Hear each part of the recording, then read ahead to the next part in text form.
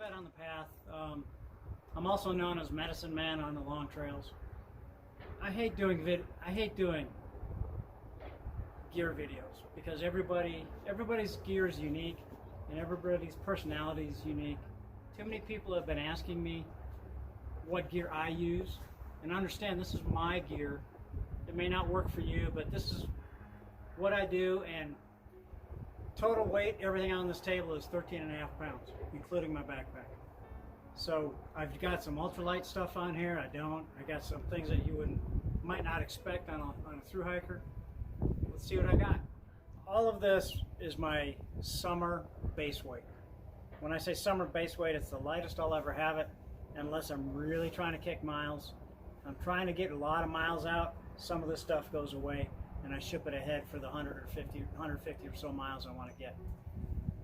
But right now, this is my base weight. Base weight is everything without food, fuel, and water, like I mentioned. And so this is everything that I carry that is static. It won't really change its weight no matter how many days I'm hiking. That's the idea behind base weight. Anyway, what I'll go through is all my single items, then I'll go through all my little bags and stuff later. But what you can see is I have my sleep system, I have clothing, I have my shelter systems, depending on which one I'm going to use. I have a shamag, bear bag, a little sit pad. Yeah, these are really nice. And my cook kit, water purification. And that's basically what I carry with me. The one thing you don't want to do is, this is the what if bag. Notice it's empty. Don't ever to bring a what if. Leave your what ifs at home. A little silly. Here are my single-use items. The single stuff not in a bag. I have a bear bag, a Dyneema bear bag, a sil nylon, and a waterproof bag. Anything like that, a dry bag of any kind. Use that as your food bag. I use the Dyneema. It's a little bit lighter, and I basically got it because it was wider. It was wider than my old dry bag that I used to use, which you just saw. And it's more convenient for me using a wider bag. I have my bear hanging kit in here that I bring all the time, although I very rarely ever hang my bags. I have, like I mentioned, a shamag, which is basically just a giant cotton scarf. And what this does is everything that you would use a towel or rag or anything for, sun shield, that's what this is for. It's the universal piece of cloth that dries in minutes. That's really beneficial out there. Other single items are, I got my Mora knife, a $14 knife. I use this other than utility chores that a typical knife would be. I use it for my cat hole digger. Everybody else gets a deuce of spades or a small shovel. And I use this. I use the spine or the back of it to dig my hole, and that way I get dual use out of this, and it's not much heavier. I forget exactly what it is. Not much heavier than a deuce of spades. And I have the dual use of a straight knife if I should ever need it, for camp chores. I have a spoon.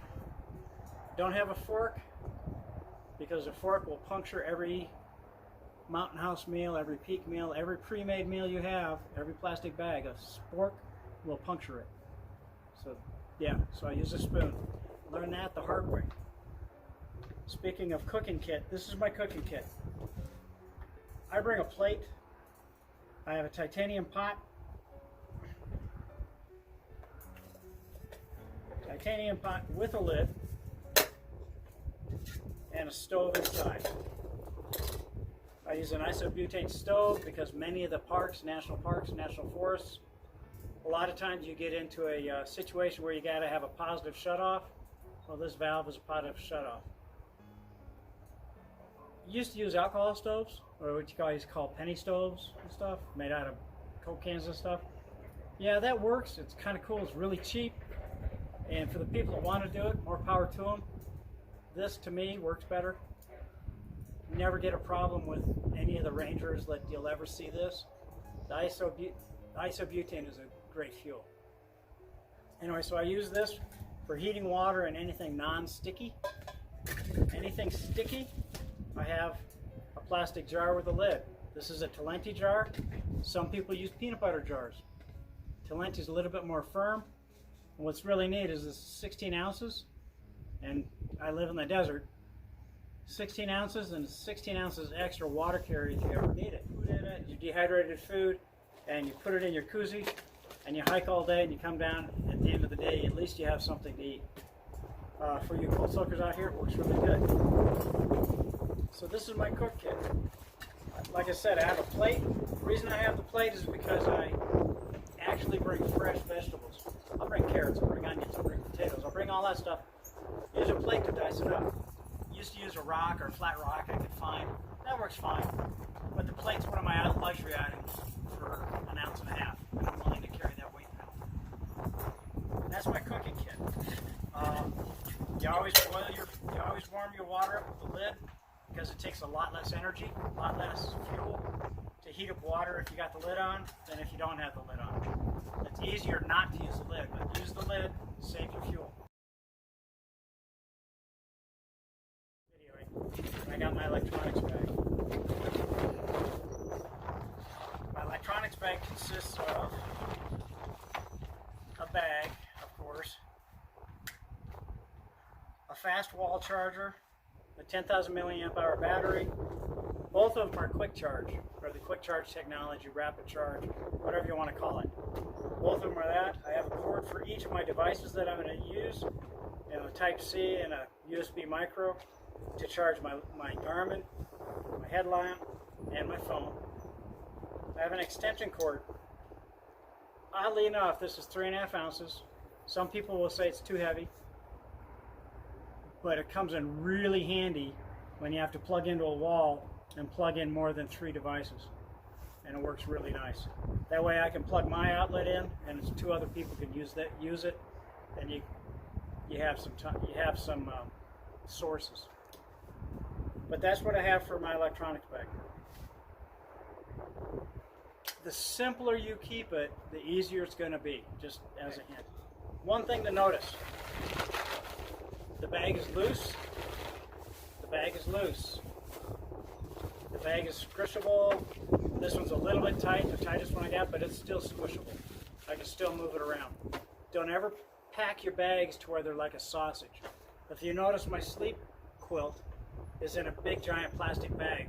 People use a trash compactor bag. I use one of these. It's clear, I can see through it. This way, when you pack your suitcase, when you pack your bag, you can put your bag in, you put your sleep bag in, put your other soft items in, put it in the bag, and you squish it down. With these, nice and loose like this, you can fill up all the gaps and the voids, and you make sure that your pack is nice and condensed, and it bounces. Okay, this is my water purification system. I have luxury items in it. I carry basically 2 ways to purify my water. I carry 2 ounces of bleach, I'll show you, and I carry a water filter. I primarily water filter, but I live in the northern Arizona desert. I hike deserts. I get a lot of my water from cow ponds, and there I will filter and I will put bleach in it. I'll show you how to tie it. Basically, I use a Sawyer squeeze filter. If you notice, it's modified a little bit. Head net and bug juice. Okay, and what I have is a dirty bag, an extra cap, a ½ liter platypus extra filter bag for 1.5 ounces, a bunch of little strings I'll explain in a second, and I carry 2 ounces of bleach with me. 99% of the places you go, all you have to do is fill up your dirty bag and filter it. I won't go through the motions on filtering. You guys can figure that one out. But you filter your water and it's great. You can just take it and squeeze it down into a water bottle from your dirty bag or your Sawyer. But yeah, so a lot of people just bring this. A lot of people just bring this and a smart water bottle, put dirty water in, and they drink straight from their filter. Works great. As simple as you can get it. This is even simpler. 3 drops per, this is not a liter. but 3 drops per liter for 30 minutes, and you've purified your water. You get rid of all the virus and the bacteria and the protozoa with 3 drops of unscented bleach, just straight household bleach. And like I said, 3 drops per liter for 30 minutes. And after 30 minutes, it's clean. It's going to taste bad because it's not so much the bleach, it's all the crap that's in the water. But when you're thirsty, what I have these strings here, these lanyards. What you do with these lanyards is, I'm 61. Reaching back behind me to get that backpack pocket where you keep your water, it's kind of hard sometimes. So what you do is you braid up some lanyards or make some string, make a lanyard. You put it around the neck of the bottle. You put that bottle in the pocket, it's now that lanyard's hanging down. All you have to do is know that, hey, this red lanyard is a new water bottle, okay? Maybe this blue lanyard is the one with your electrolytes in it, which blue is for me is electrolytes. So I look back for the one I want. See these? I can grab the string. I just pull the string up, and the bottle follows, and I drink out of it. Putting it back is a different story, but at least it gets out really easy. And my medicine. This is my medicine bag. It's huge. Let me tell you why. This right here is all my prescription pills I have to take. I have to take a 30-day supply because if I get out and I run out, I'm going to have a problem. I'm a heart attack survivor, and I have heart pills, and I just can't afford not to be there. So I always keep a 30-day supply with me, and 8.5 ounces worth of pills. It's just the way it is for me. The rest of this, standard first aid items. How much first aid? Well, I consider first aid is prevention with this as SPF, sunblock, Neosporin, lip balm, and then I got toothbrush and toothpaste, a bite stick for the bug bites from stinging, hand sanitizer. If anybody hikes without hand sanitizer, you're not being very smart. Always use hand sanitizer. You touch anything you're not sure of, make it a habit during the day to use hand sanitizer. Before and after you use a cat hole, use hand sanitizer. Before you touch any food preparation items, hand sanitizer. And if you run out, almost every Forest Service toilet, bathroom has a jug of hand sanitizer. You can refill them. Okay, and then I have pain pills, comb, I got some Benadryl and some alcohol wipes, leukotape, pins, and I got an ammonium 80 and some blister patch and some band-aids. All of these are labeled as waterproof. Won't tell you how to use blister patches. Read it on the box. It's easy. The only thing I will warn you, if you put it on clean. Never take them off. Let them wear off. That way it helps your blister the most. But this is it. That's all you need for pain pill. This is all you need for hiking. And without the medicine stuff, this is 4.5 to 5 ounces. Minus this, it's 4.5 ounces. And then this that goes on my pack strap, because it's always in view, always easily accessible. This is another 4 ounces. But that is all 4.5 ounces. Neosporin, you can use anything that's a rash or a small cut. A rash anywhere. Just letting you know. Yeah, and there's my first aid kit. But if you got something where you think you need a suture kit or a tourniquet or anything like that, yeah, you got to hit the SOS button. Okay, first aid's done. Okay, my emergency repair kit. A lot of thru hikers would consider this entire bag extra. It's something you really don't need. And with their philosophy, considering they're a few days from town at most, if they ever have to just get to a town, yeah, they're kind of right. So all this would be considered a luxury item, every one of these pieces. I have an air mattress repair kit. I got some tenacious tape I got some Dyneema tape for my tent, some string, a couple of little small S-beaners that you get. Stainless steel, of course. Got those in case I have to tie up my tarp, need extra tie points. I got a ferro rod, mainly because I've been carrying one for years. Have I used it on trail? Within the last year? Yeah, actually I have. But it's my choice, and it's my carry. Bring one of these. A couple of times I didn't bring one, and I needed one. And first time you get up to a water faucet, a spigot, and they've taken the handle off, or the handle's broken, these things will turn the water on and you get your water. You don't have to worry about fighting. Unwaxed dental floss with needles put in. I keep this, I've had this for a long time. You can use this for the blister method. If it's unwaxed, use the blister method. The problem is you have to disinfect the dental floss, otherwise you're going to get an infection, and it doesn't get pretty if it gets infected. It really gets nasty. Anyway, and a lot of thru hikers consider this entire thing as a luxury item, as an extra that they don't have to carry.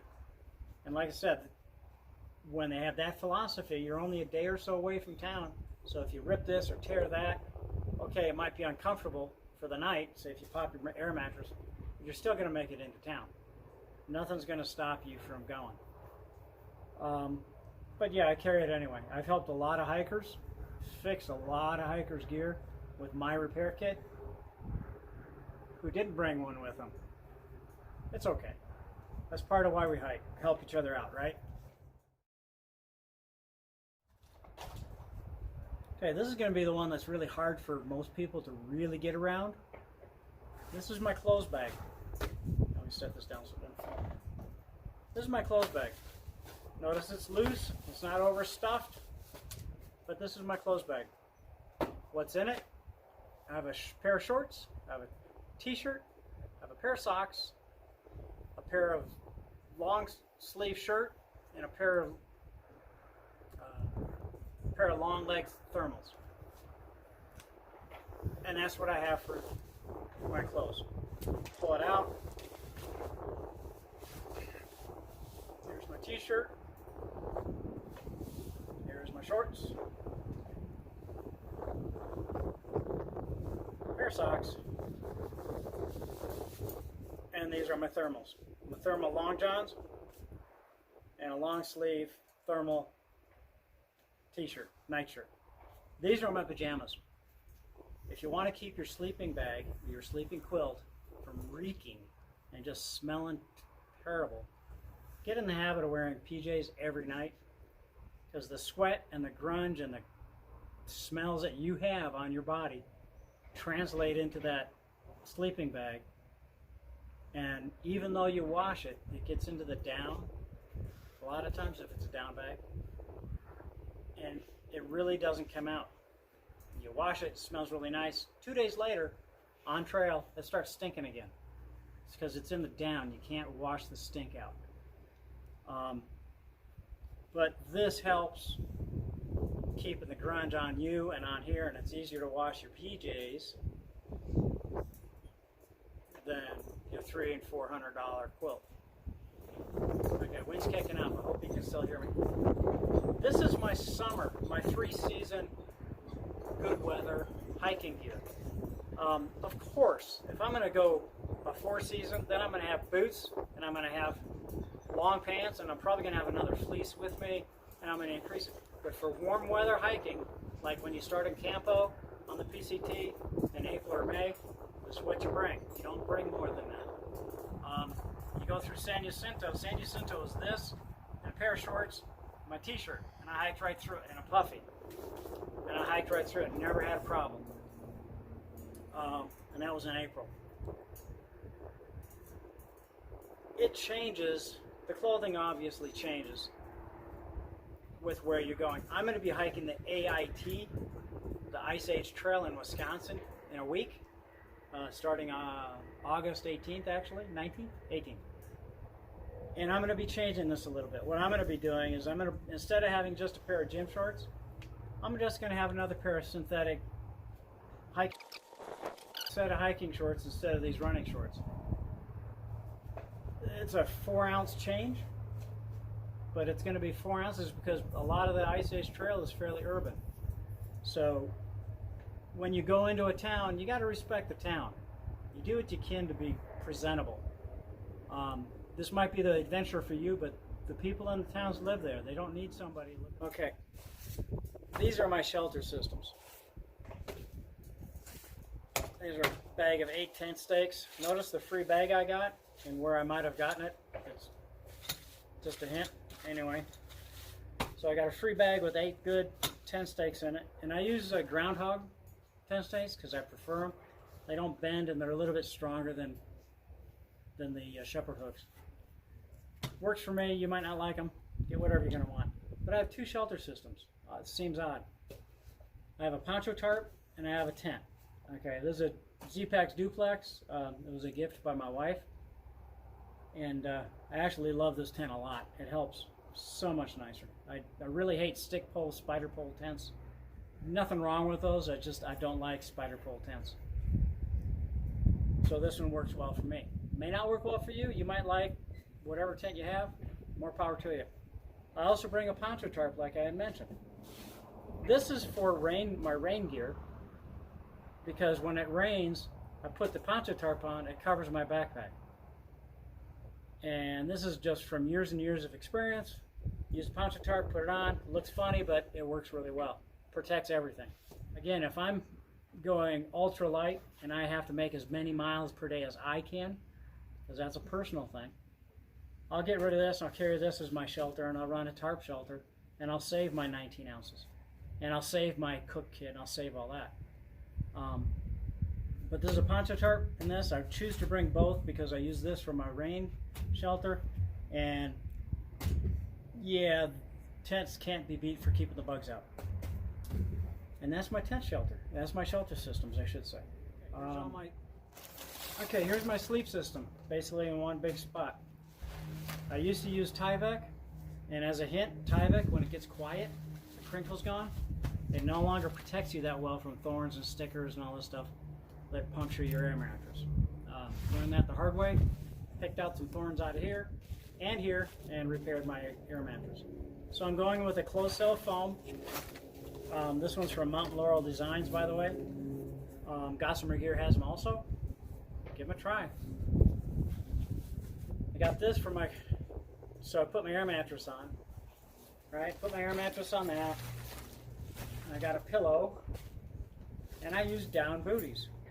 I use down booties because A, I'm 61, it's my luxury item. And if I have to treat my feet with an ointment or some anti-blister or some kind of ointment, I know that I won't pull my feet apart or pull it off with my down booties on. It's my luxury item, pure and simple. I have a sit pad. I use my sit pad underneath my head and shoulders at night, along with my pillow. It makes it a little bit more stable. And my summer bag is nothing but a down blanket. This particular one, it's a $20 quilt from Costco, and it works great.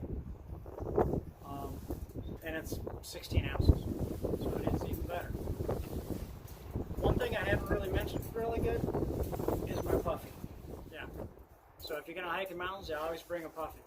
In the Arizona desert, when I hike in the mountains up here, just over there, I'll even bring it with me, even for a 2-day hike.